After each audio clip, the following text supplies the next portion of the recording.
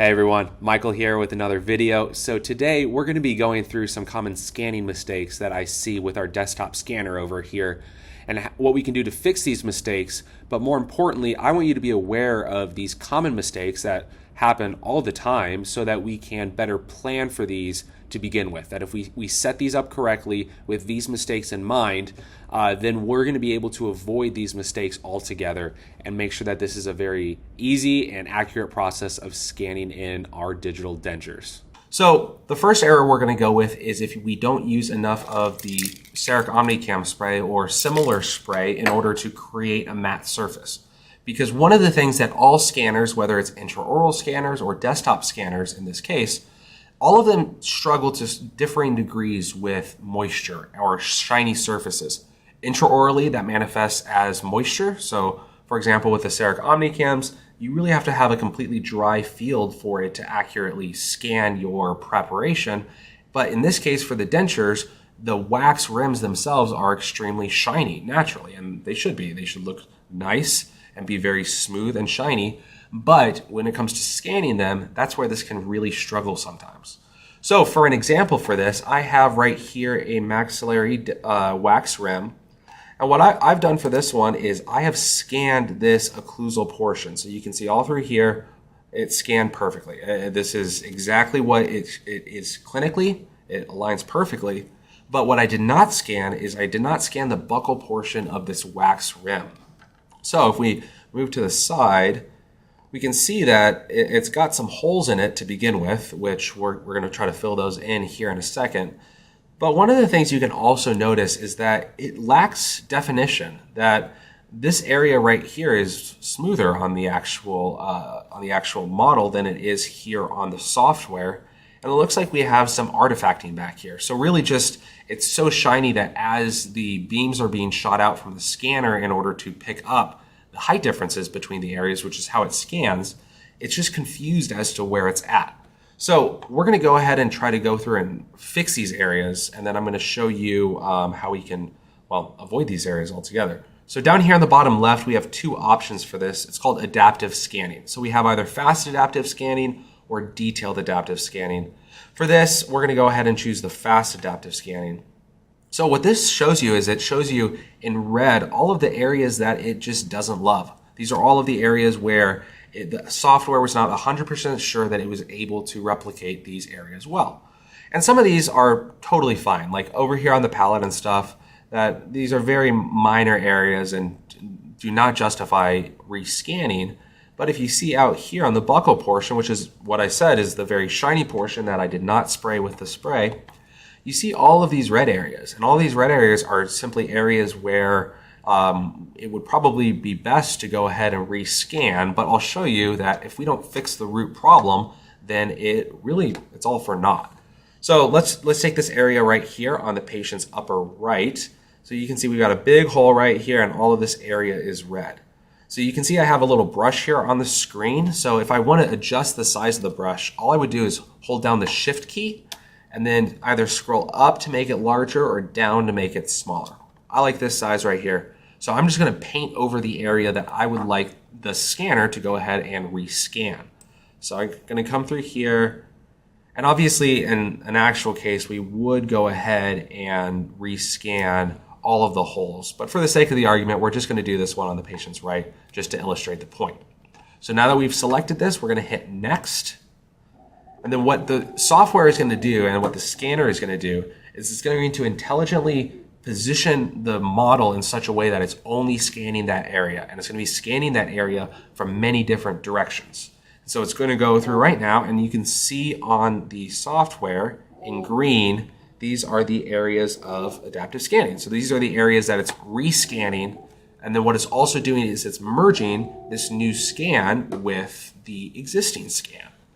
So right here, yeah, I filled in pretty solidly. It did a really good job, actually, of filling in. And if we go to here, we see none of these areas are red anymore. Now, the one thing to note with this is that actually it's still not fully accurate. That if you think from an accuracy perspective, it does do a good job of filling in these areas sometimes. Other times it will struggle as much and you'll see like striations on the surface. But what we can do to avoid this is rather than scanning it in an imperfect state without the spray being really shiny and then fixing all of the holes, if we just go ahead and go through and spray the entire thing down so that we're able to, it's able to be a matte finish, then we won't have to do any of these corrective scans, or if we do, it'll be very, very minute. So I'm gonna go through right now, I'm gonna spray this really quick with the spray, and then I'm gonna show you guys what it looks like afterwards. All right, so we went through and we scanned this one, again, with the spray on it, and I just wanna show you how much better it scans. And this is with no adaptive scanning at all. So the palette, again, looks great, but if we come here to the buckle portion, you can see that it is much clearer, there's much better definition, it's much smoother overall, and it perfectly correlates to what I'm seeing clinically with the actual wax rim itself. So this is a great lesson of set it up right the first time so that we can avoid any sort of adaptive scanning. Because like I said, if we just do it right the first time, it's going to be a better end result than rescanning these smaller areas and the smaller imperfections that we have on the wax rim. So another area that can commonly have a mistake is if you don't use the sticky wax in order to secure down your denture or your wax rim when you're scanning it, because it will move around and it won't result in a good scan. So I know I told you to do it, but just so, like I said, if I'm telling you guys to do certain things that sound random, I promise you there is a reason behind it. And I'm gonna show you what happens if you don't. So I've got my mandibular wax rim here that we've scanned in a previous video. I've probably scanned this wax rim probably 30 times by this point. But I'm not using any sticky wax to hold it in place. And so let's go ahead and hit next and see what happens when we do it. So just for reference, this is going to be what it looks like and what it should look like when you scan it properly. Again, we use the wax to hold it in place so it didn't move. And it's a beautiful scan. Might not be a beautiful wax rim, so I'm sorry, Dr. Ball, but it is a very solid scan. That this is accurate for what you see clinically, for better or for worse. But if you don't use, if you don't use the blue tack, look what happens. Looks like we've got, I don't even know what's happening here. Looks like tire treads or something like that.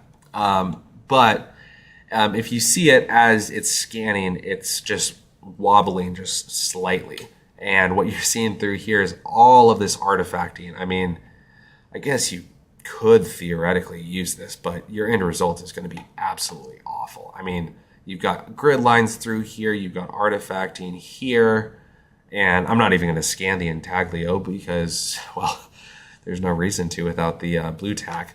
But this is one of those situations that, again, it's happened to me plenty of times. I'll forget to use the wax to hold it in place, start it, I get it back, and it looks like this. I'm like, oh man, this is not good. So again, this is what it looks like if you're not using the blue tack or the sticky wax, and this is what it looks like when you do. So make sure you secure your models in place.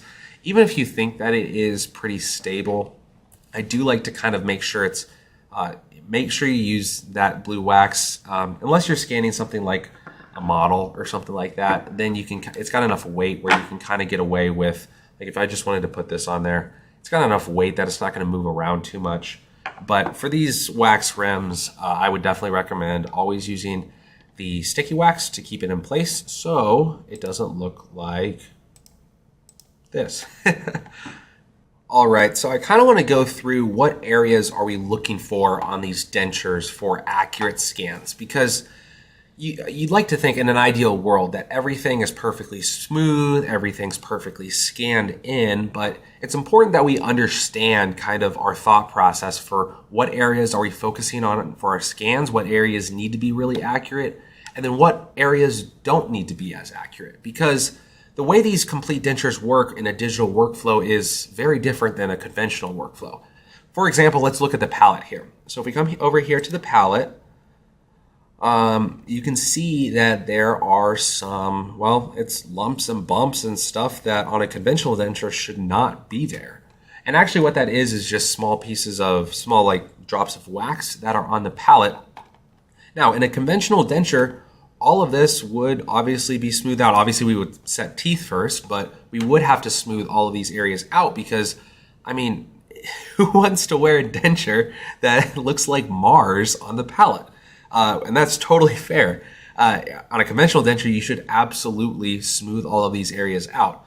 But the reason that it's not as important, and honestly not important at all for a digital denture, is what are we trying to get from this scan, okay? What we're trying to get from this scan is we need to have enough information to be able to digitally design the denture. So the important things that we need for that are, first off, a very accurate intaglio surface, okay? So we need to make sure that this intaglio surface perfectly corresponds to what we're seeing clinically, which in this case it does.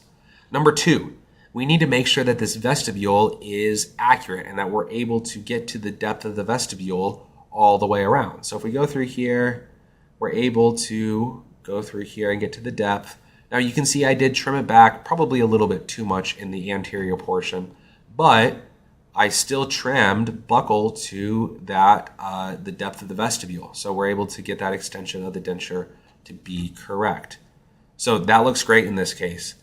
And now the other thing that we're looking for is the occlusal plane. And that's why it's so important that we are very diligent with putting our Omnicam spray on, especially the occlusal surface, because this needs to be accurate so that we know the plane at which we're going to set the teeth. Now, there's another video out there with actually designing one of these dentures that I've done that you'll be able to kind of see why it is that that's what we care about. Because at the end of the day, through the palate here, this isn't really what we're worried about. And even from the buccal portion here, how it's all filled in with wax, that's mainly clinically important because you can kind of be able to tell the lip support for the patient and replicate that with the wax rim. But really for this, like, it's the software is going to be able to generate, after we digitally set the teeth, the software is going to go ahead and go in and digitally fill in the gingival portions of it. And it doesn't really need all of this because it does it off of the depth of the vestibule to where the teeth are. And the AI behind this, it goes in and it creates the ideal gingiva in that case. And it does the same on the palate. That the palate, it bases it off of the intaglio surface here. And so whatever thickness for the base we select is what it's just going to add. So in this case, I mean, this is actually a very thick wax rim because if you think about it, we've got a custom tray on there, we've got our final impression material, we've got our border molding material. So realistically, the thickness of this is like probably 4 millimeters, maybe even 5 millimeters. And so with that, obviously, the final denture that we give to the patient is not going to be that thick. And so all of this palatal portion and even kind of coming back here, all of this is just going to get smoothed out and honestly almost discarded in the software. And that's why we need to be really vigilant with making sure that we've scanned the correct areas that we need to scan. That, you know, if we have the palate that's a little bit messy here, or even if we had a few holes right here in the palate, it's not gonna affect the final thing. What we're looking for is intaglio accuracy, accuracy in the vestibule, and then occlusal plane accuracy as well.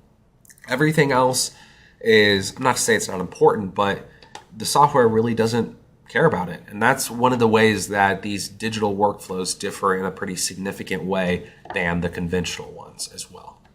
All right, so one of the other questions that I get a lot is confusion on the trimming phase, which is fair because it's kind of a weird way to think of it.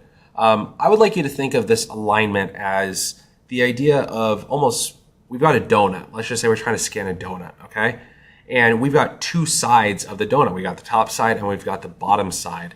And the thing with these is that what we want to do is we want to find a happy medium. We want to give the software enough of an overlap between the two scans. Think of that as kind of that middle of the donut. We want to have enough of an overlap, maybe 2 to 5 millimeters or so that it's able to figure out where that junction is and accurately determine that. But if we have too little gap, it'll actually show up as holes within it. In some areas, that is fine, and that's not a huge deal because the software will intelligently fill it in. But an area where it struggles even more is if we don't trim this at all, and if we have too much overlap. I want to show you what that kind of looks like here. So we have this top side scan, and we have the bottom side scan of the maxillary wax rim right here.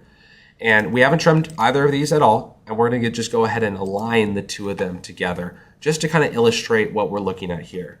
So, as always, the yellow is going to be the top side scan, and the white is going to be the bottom side scan. And what you're going to be able to see here is that if we don't go through and adjust it at all, you see how we have this entire lip right here that's from the bottom side scan that kind of goes all the way around the denture. That's inaccurate. We also, on the bottom side, this top side scan right here in the yellow also created a lip. And the thing is that this is, well, obviously unusable if we just do it like this. Like this is not something that we would be able to use. Now, it did very accurately align the two of them, as you can see here through this kind of speckled appearance all throughout here, but there's so much excess that it is not super usable. So what I would like to do for this, and I'm going to go through and trim it, is for the top side, I just want to put it at an area that's consistent across the entire denture so that when I go to trim the bottom side, I can help kind of manage that amount of overlap that there is between the two of them. So I'm going to come through here again with the dots and draw what I'm going to cut out of the top side scan. And as we can see here, yellow is the top side scan again. I need to for sure trim out everything that is kind of in the vestibule because that is just not accurate whatsoever. So if we look at it here, maybe if we came to around this level on the buckle, that could be perfect. So we're going to come through here, and approximately, I guess you can kind of think at the junction of the wax rim or the buckle portion of the wax rim and the impression material, I'm just going to go through, and that's where I'm going to trim for all of it. So we're going to come through here to the right posterior. And then, as always, the posterior portion of these dentures is where there's less room for error. That I can see here, this looks like the one border of it, and then through here looks like this is the other border of it. So I'm going to kind of follow this border so that I would like my bottom side scan to kind of come up through here so that it has enough overlap here. Now I said 3 to 5 millimeters is kind of our ideal overlap. But in the posterior portion, because this is so thin, we really don't need we can't get 3 to 5 millimeters, even if we wanted it. So again, come through here. And that looks pretty good. So I want you to mentally kind of make note of where we set this line on the top side scan for this maxillary wax rim. And then what we want to do is we want to bring our bottom side line maybe kind of trace right along here so that there's enough overlap between the two of them, but not too much. So we're going to go trim the bottom side scan. And our top side scan line was around here. So we're going to go a little bit more occlusally than that. Kind of come through here. Again, we kind of came through right around here. It doesn't have to be exact, but the goal of this is to kind of find that happy medium. And that just kind of comes with experience. Once you scan hundreds of these, you start to get more of an eye for where you're at, where you need to be, etc. And as we come here to the posterior portion, we're going to come right through here. And again, our top side scan went to about right there. So we'd like to have a little bit of overlap. I think there's going to be a little bit of a hole back there, which shouldn't be the end of the world, but we'll see what happens. Perfect. All right. Looks good to me. Maybe bring this down a tiny bit. Let's go ahead to align and see how we did. So perfect. So you can see that we had, that's probably like 5 to 6 millimeters of overlap between the two of them. And you can see the speckled appearance that I keep talking about between the two. And that's really what we're looking for with this. Making sure that it's aligned correctly. And actually, I think we did almost a perfect job with this. So we're looking for any sort of lips or anything. There seems to be a slight gap back here, but that's not something to be concerned about at all. So yeah, this looks great. That this alignment was perfect between the two of them. And this, I hope, kind of illustrates to you why we need to go through and why we place the trimming lines where we do. Because if we don't, then we're just going to get significant distortion, like, for example, in the vestibule. That is not where you want to have artifacts forming for creating this denture. So that is how we choose, and that's the thought process, how we go about aligning these scans. All right, so that does it for this video on some common scanning mistakes. Now, these are just a few mistakes that I've commonly gotten so far, so I'll probably be making a part 2 to this video sometime soon with some more scanning mistakes that we see. So if you have any mistakes that you're seeing or questions you may have, please just come find me or get in contact with me, and I would love to answer that and potentially add that to the next video. So have a great rest of your day, and thank you so much for watching.